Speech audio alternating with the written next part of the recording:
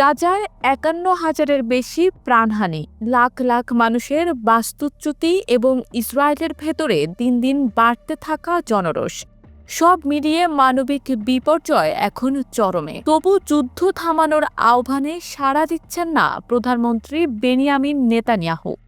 সাম্প্রতিক এক জরিপে দেখা গেছে ইসরায়েলের প্রায় ৭০% নাগরিক যুদ্ধ থামিয়ে জিম্মি মুক্তির পক্ষে।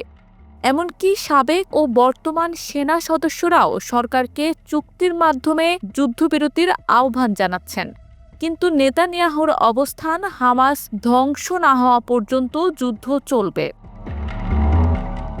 এক ভিডিও বার্তায় নেতানিয়াহু বলেন, গাজায় সামরিক অভিযান ছাড়া ইসরায়েলের সামনে আর কোনো পথ খোলা নেই। তিনি জানান, ইরানের পারমাণবিক কর্মসূচি বন্ধ করতে তিনি প্রতিশ্রুতিবদ্ধ এবং সেটিকে ঠেকাতে প্রয়োজনে কোনো ধরনের ছাড় দেয়া হবে না। এদিকে গাজা স্বাস্থ্য মন্ত্রণালয়ের তথ্য মতে এ পর্যন্ত ইসরায়েলের অভিযানে ৫১,০০০-এরও বেশি ফিলিস্তিনি নিহত হয়েছেন, যাদের অধিকাংশই নারী ও শিশু। উপত্যকার অবকাঠামো ধ্বংস হয়ে গেছে, খাদ্য উৎপাদন বন্ধ এবং প্রায় ৯০% মানুষ গৃহহীন হয়ে তাঁবুতে বাস করছে। খান ইউনিসে একটি তাঁবুতে আশ্রয় নেয়া ১১ জনের মৃত্যু হয়েছে।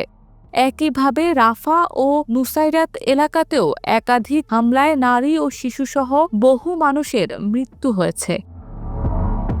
মানবিক সংকট এখন সর্বোচ্চ পর্যায়ে পৌঁছেছে। ইসরায়েলের ৬ সপ্তাহের অবরোধে খাদ্য ও ওষুধের প্রবেশ বন্ধ রয়েছে, যা হাজার হাজার শিশুকে অপুষ্টির দিকে ঠেলে দিচ্ছে। জাতিসংঘ এবং বিশ্ব স্বাস্থ্য সংস্থা ইতোমধ্যে সতর্কতা জারি করেছে। সংস্থাগুলোর মতে অধিকাংশ মানুষ দিনে একবেলাও খাবার পাচ্ছে না।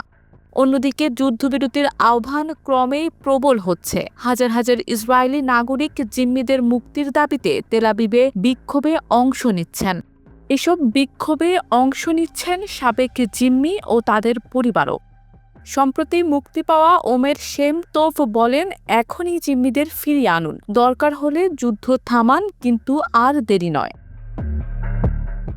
গাজায় হামলার সূচনা হয়েছিল ২০২৩ সালের ৭ অক্টোবর, যখন হামাসের হামলায় ইসরায়েলে ১২০০ জন নিহত হন এবং ২৫১ জনকে অপহরণ করা হয়।